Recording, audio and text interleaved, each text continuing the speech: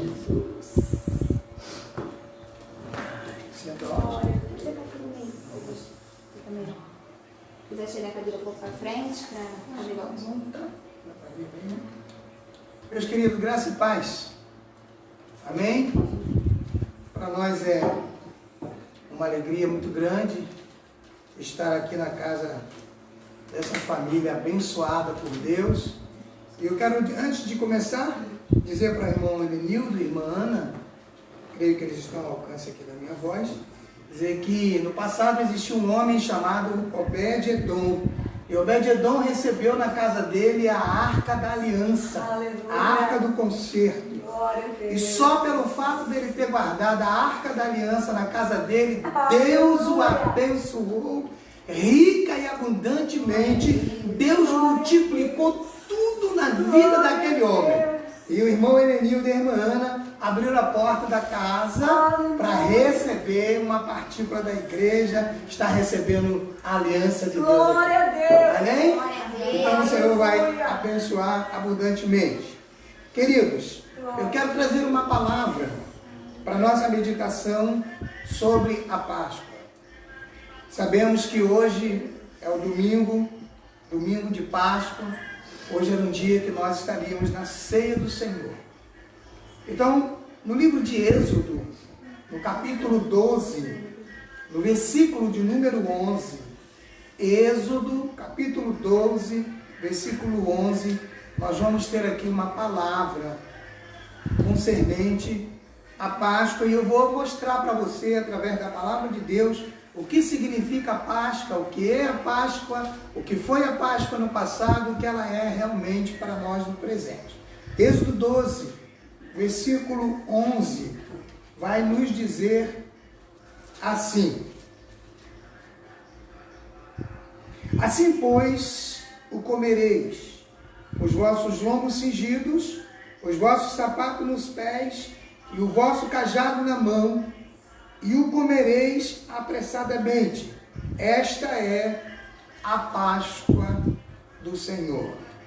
Muito bem. Tendo em vista a leitura da palavra, nós vamos agora para um contexto histórico. O contexto histórico vai dizer que desde que Israel partiu do Egito, cerca de 1445, antes de Jesus vir a esse mundo, o povo hebreu, que posteriormente chamado judeu, celebra a Páscoa todos os anos, na primavera, tá? E em data aproximada, que é a Sexta-feira Santa. Depois que os descendentes de Abraão, Isaque e Jacó passaram mais de 400 anos de servidão no Egito, Deus então toma uma providência. Qual foi a providência de Deus? Deus então decide libertá-los daquela escravidão. E que Deus fez então para que aquele povo pudesse ser liberto da escravidão? Deus suscitou Moisés. Os irmãos que se lembram, Moisés estava apacentando o rebanho de seu sogro, Jetro, e ele deparou-se com algo sobrenatural. Ele olhou e viu uma sarça que ardia em fogo, mas não se consumia. Lembram disso? Ele, curioso, se aproxima da sarça e Deus brada lá de cima: Moisés, tira as alparcas dos teus pés, porque a terra que tu estás é santa. Isso tem uma profundidade muito grande. Dali Deus inicia o preparo de Moisés, a sua chamada para essa missão que nós estamos falando, e você vai entender no finalzinho que tem tudo a ver com a Páscoa e o que ela significa realmente. Então, como eu ia dizendo, Deus suscita Moisés, tá, como líder para trazer a liberdade do seu povo. Tá? Está em Êxodo capítulo 3, vai até o capítulo 4, você teria que ler os 2 capítulos. Muito bem, em obediência ao chamado de Deus, observe bem, obediência ao chamado de Deus, Moisés compareceu perante Faraó. E quando ele se aproxima e se coloca diante daquele rei, ele dá a seguinte palavra, ele transmite o recado, a ordem de Deus: deixa ir o meu povo. Óbvio que nós sabemos pela Escritura que não foi tão simples assim. Então Deus teve que tomar algumas providências usando o seu servo chamado Moisés. Então, para a conscientização daquele homem, daquele rei, Ramsés II, o que Deus faz? Deus, ele usa Moisés, tá? Deus usa Moisés com sinais, com prodígios e com maravilhas diante daquele rei. Quais foram esses sinais? A princípio, como o coração do rei endureceu, então Deus ele usa Moisés e lança 10 pragas sobre o Egito. E nós não vamos aqui discorrer as 10 pragas, falando uma após outra. Mas vamos lembrá-los que a primeira praga foi a praga do sangue nos rios. A segunda foi das rãs. A terceira do piolho. A quarta das moscas. A quinta praga foi a peste nos animais do Egito. A sexta foi a praga das úlceras, que acometeu todos os egípcios. A sétima, a chuva de Saraiva. A oitava, a grande praga dos gafanhotos, que destruiu a lavoura deles. A nona, a praga das trevas. Tudo escureceu. E mesmo assim, como é sabido, Faraó não cumpriu a ordenança de Deus. Então Deus chama Moisés. É aqui que eu quero mostrar para vocês o que é Páscoa, por que a Páscoa e onde inicia a Páscoa. Deus ele chama Moisés, tá? Já tendo em vista que ele não liberou o povo, Deus chama Moisés e dá a ele uma outra orientação. O que Deus fez? Tendo em vista que Deus tinha uma situação ali muito interessante. Que situação é esta? Havia dentro do Egito o povo de Deus, que era o povo hebreu, e posteriormente chamado povo judeu. Então Deus, o que ele fez? Ele sempre cuidadoso, sempre protetor dos seus, o que não é diferente para você, para mim, para nós, a igreja dos dias de hoje. Deus é o nosso guardião. Ele continua sendo e sempre será o protetor do seu povo. O que o Senhor fez? O Senhor emitiu uma ordem específica para o povo através de Moisés. Então nós vamos ver que ordem é essa e o que realmente acontece. A ordem está em Êxodo, no capítulo 12, no versículo 22, que eu vou repetir aqui. O que diz o versículo 22 de Êxodo, no capítulo 12? Diz assim, ó: então tomai um molho de isopo e molhai-o no sangue que estiver na bacia, e lançai na verga da porta, em ambas as ombreiras do sangue que estiver na bacia. Porém, nenhum de vós, é aí que está o segredo, porém, nenhum de vós saia da porta da sua casa até o amanhã. Então nós vamos ver, meus irmãos, que isso aqui é algo tremendo. Tremendo. Por que é tremendo? Porque eu disse que a obediência a essa ordem, a essa determinação de Deus, é o que traria a proteção para cada família do povo hebreu. A obediência. Antes de eles ficarem dentro da casa, qual era a observação? Que eles tomassem um cordeiro sem mancha, sem mácula, sem defeito algum, matasse aquele animal e pegasse o sangue e, usando o isopo, que eu vou dizer para você o que é isopo. Isopo é uma planta comprida, que no finalzinho dela tem um monte de folhas. Provavelmente foi o mesmo tipo de árvore que foi usado para levar o vinagre na boca de Cristo quando ele estava na cruz. Essa planta, ela é de folhas de ramo fino usado para aspergir sangue ou água nas cerimônias de purificação. Então isso que é isopo. Então eles pegaram o isopo e foram nos umbrais das portas e marcaram com o sangue do animal. Tendo em vista, eles feito isso, a ordem agora é ficar dentro de casa. Então, pastor Jorge, o que significa ficar dentro de casa? É você não sair debaixo da proteção do Senhor. É você se manter fiel ao Senhor. É você se manter obediente à palavra do Senhor. É você saber que Deus, Ele é teu protetor, sim. Mas nós temos determinações de Deus. É não se desviar dos caminhos do Senhor. É não trocar o Senhor por nada deste mundo. E se você saiu para fora da casa, você corre o risco na passagem do anjo da morte. Deus, Ele é fiel à sua palavra. Mas Ele deixou para nós ordens, ordenanças, e a ordem para aquele povo era ficar em casa aquela noite. Por quê?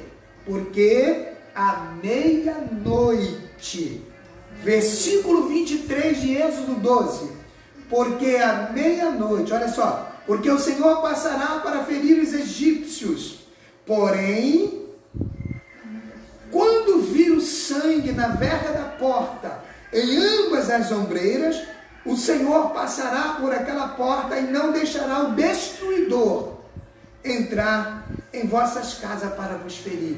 Você tem a marca do sangue de Jesus ainda, meu irmão. Você tem a marca de Cristo ainda. Você está no Egito. O mundo hoje simboliza o Egito. É só você olhar o contexto em que estamos vivendo e veja se você tem a proteção real do Senhor, se você está em obediência ao Senhor. Preste bastante atenção. A ordem era ficar em casa, mas precisava ter o sangue, porque quando o inimigo bater a tua porta, ele vai chegar e vai olhar na tua porta, e ele vai dizer que eu não posso, porque aqui tem a marca do sangue. O sangue simboliza vida, porque aquele cordeiro era uma tipologia de Jesus Cristo, que no futuro viria como libertador de seu povo. E Jesus deu a vida dele para que você pudesse viver. Ele morreu para que você, para que nós pudéssemos viver. Então, a ordem era essa. Por essa razão, não podia sair de casa. Para nós finalizarmos esta palavra, não saia de casa até amanhã. Eu quero que você entenda o seguinte. A partir de Êxodo, no capítulo 12, o versículo que nós já fizemos menção, versículo 22, versículo 23, a partir daí, nós então temos a instituição da Páscoa. Então preste atenção para você entender a conclusão. A palavra Páscoa do hebraico é Pessah, tá? Pessah. O que significa essa palavra Pessah ou Pechar? Significa pular além da marca. É justamente o que o anjo da morte fez. Ele veio por cima daquela casa, quando ele olhou a marca nos umbrais, ele pula por cima e não teve poder sobre aquela família, porque aquela família estava guardada, tá? Pular além da marca, assim, ou melhor, pular além da marca, passar por cima e proteger, tá? Não tinha poder sobre ele. Assim, o anjo da morte hoje, que é Satanás, ele não terá poder sobre a tua vida, se você mantiver a marca de Cristo na tua vida. Você é escolhido, você é especial. Assim, pelo sangue do Cordeiro morto, eu estou falando no contexto histórico, no contexto passado e agora no presente, porque agora a morte do Cordeiro tem efeito tanto no passado, no simbolismo, tá? Quanto hoje no presente, na realidade, porque o nosso Cordeiro Pascual é Jesus Cristo, aquele que morreu e está vivo à destra de Deus. Assim, pelo sangue do Cordeiro morto, Êxodo 12, versículo 5, diz assim ao 7, o cordeiro ou o cabrito será sem mácula, um macho de 1 ano, o qual tomareis das ovelhas ou das cabras, e o guardareis até o 14º desse mês. E todo o ajuntamento da congregação de Israel sacrificará à tarde. Significa que o cordeiro seria morto. Você vê que tem um período, eles tinham que aguardar o período. Jesus foi morto, mas ele viveu 33 3 anos, 3 anos e meio de ministério, Jesus cumpriu todas as ordenanças do Pai em 3 anos e meio de ministério, e no tempo certo, ele sobe ao Calvário, dá a sua vida. Agora o Cordeiro morto, o sangue dele nos purifica de todo pecado. Agora estamos protegidos, estamos guardados do devorador, do destruidor. Meu irmão, minha querida, ele não tem poder sobre a tua vida. Jesus te comprou com o sangue dele no Calvário. Aleluia. Louvado seja Deus.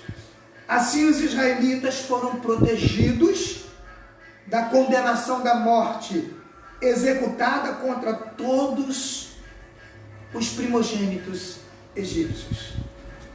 Deus ordenou o sinal do sangue. Não porque, isso aqui é muito importante para você guardar, não porque ele, Deus, não tivesse outra forma de distinguir os israelitas dos egípcios. Claro que não. Deus não precisaria de maneira nenhuma ter que fazer marca na porta da casa do seu povo para saber quem era o seu povo. Como hoje, Deus não precisa que nós estejamos trancafiados, vou usar o termo de hoje, dentro de nossas casas, para Deus saber que somos o seu povo e que não estamos misturados com o mundo. Em qualquer lugar em que estivermos, Deus sabe quem somos. Deus nos distingue de maneira grandiosa, porque Ele nos conhece, porque os seus olhos são como chama de fogo. Deus, da mesma forma, sabia distinguir o seu povo dentro do Egito. Então, por que Deus fez isso, pastor? Porque Deus tinha algo tremendo ali. Deus queria ensinar ao seu povo a importância da obediência. Vocês entenderam o valor da obediência para Deus? Então Deus manda eles preparar um animalzinho macho, perfeito, porque simbolizava a perfeição de Cristo, sem defeito, porque Cristo era sem defeito, puro, porque nosso Senhor foi, é e será puro. Eles preparam, manda esperar um período, eles esperam aquele tempo. No mês de Abib eles comemoram a Páscoa, eles matam o cordeiro e passam o sangue na porta. Depois do sangue na porta, eles entram e não podiam sair. Se você saiu, eu vou repetir. Volta para o teu lugar. Glória. Ainda há esperança. Volte correndo. O Senhor está sacudindo o mundo e mostrando para a sua igreja: filho, eis, eu estou chegando. Eu volto para buscá-los. Teu lugar está aqui. Eu sei que o teu coração arde aí agora. Eu sei que lágrimas rolam no teu rosto aí agora. Mas eu quero que você saiba que o teu lugar está vazio. Ninguém senta no teu lugar. O lugar que Deus te colocou é teu. Não saia do teu lugar. E se você saiu, volta. Porque o anjo da morte, à meia-noite, ele pode passar e você não sabe qual será, quando será, como será essa meia-noite. E mais os que estão protegidos pelo Senhor, ele terá que pular por cima. Então, como eu ia dizendo, tá? Deus, ele deu essa ordem para que os israelitas obedecessem e entendessem o valor da obediência. E também o valor da redenção pelo sangue e do sangue, e preparando para o advento do Cordeiro. Então aquele cordeirinho, ele simbolizava Cristo no futuro. Ele já estava preparando o seu povo para o advento do Cordeiro, que viria, como veio Jesus Cristo, nosso Rei. Tá? Esse advento seria do Cordeiro de Deus, que século mais tarde, como já vos disse, tiraria o pecado do mundo. Quando Jesus se aproxima de João Batista, João aponta para ele e diz assim: eis o Cordeiro de Deus que tira o pecado do mundo. Está lá no Evangelho de João, no capítulo 1, no versículo de número 29. Então, amados, a Páscoa não é bombom. A Páscoa não é chocolate. A Páscoa é resgate. A Páscoa é vida. A nossa Páscoa é Jesus. O nosso Cordeiro é Jesus. e Ele nos comprou com seu sangue. A Páscoa hoje é comércio, a Páscoa hoje é bombom, a Páscoa hoje é chocolate, mas a verdadeira Páscoa da igreja é Jesus Cristo, nosso Rei, e esse crucificado que morreu e deu a vida para nos redimir. E aqui na sua palavra em Pedro, na carta de Pedro, 1 Pedro 2, 9 e 10, primeira epístola do apóstolo Pedro 2, versículo 9 e 10, ele fala assim para nós: mas vós sois a geração eleita, o sacerdócio real, a nação santa, o povo adquirido, para que anuncieis as virtudes daquele que vos chamou das trevas para a sua maravilhosa luz. Vós que em outro tempo não eres povo, mas agora sois povo de Deus, que não tinhas alcançado a misericórdia, mas agora alcançastes a misericórdia. Ei, amado, você alcançou a misericórdia de Deus, assim como os nossos irmãos hebreus alcançaram a misericórdia de Deus dentro do Egito, 430 anos de aprisionamento, agora foram livres, porque Deus decidiu libertá-los. Que o Espírito Santo continue falando no teu coração. Diga para o teu filho, diga para a tua família, que a Páscoa significa vida, e o Cordeiro que morreu é Jesus Cristo, o verdadeiro, o único nome o qual devamos ser salvos. Não há outro nome no céu e na terra, nem debaixo da terra, no qual devamos ser salvos, a não ser o nome eterno do nosso Senhor e Salvador Jesus Cristo. Ore com a tua família, consagre a tua vida, não fique desapercebido, porque a meia-noite para nós vai chegar, e essa meia-noite é o arrebatamento da igreja. Jesus virá para nos arrebatar e nos levar para Ele, e muito em breve estaremos unidos para toda a eternidade. O próximo advento, a próxima notícia que o mundo vai dar é o sumiço de milhões de pessoas, porque Jesus veio e nos arrebatou. Deus nos abençoe em nome de Jesus. Muito obrigado pela vossa atenção em nome de Jesus. Nós vamos fazer agora uma oração e já teremos aqui as nossas amadas irmãs louvando e adorando o Senhor. Curve aí a tua cabecinha. Pai querido, em nome do Senhor Jesus, o nosso Rei, ó Deus, eu consagro a Ti a vida da Tua igreja nos quatro cantos da terra, porque Tu vens buscar um povo lavado, um povo remido e resgatado pelo Teu sangue.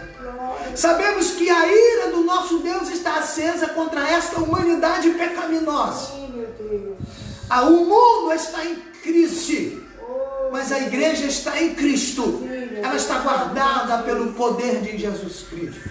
Jesus disse que todo o poder é me dado no céu e na terra. Então é através desse poder que nós estamos guardados. Eu quero te apresentar todo o teu povo, Senhor, no seio da terra. E aqueles que ainda não têm a marca do sangue, que possam correr enquanto é tempo aos pés do Senhor Jesus, e sabendo que Jesus é o caminho, a verdade e a vida, e ninguém vai ao Pai a não ser por Ele. Ele disse: conhecereis a verdade vos libertará. A verdade que liberta não é a religião, é Jesus Cristo, nosso Rei, aquele que morreu, desceu ao pó da terra e ao terceiro dia ressurgiu dentre os mortos. Que o Senhor vos abençoe na autoridade que Ele a mim delegou, como sacerdote de Deus vivo. Eu vos abençoo em nome do Pai, em nome do Filho e do Espírito Santo de Deus. Amém. Amém, Jesus.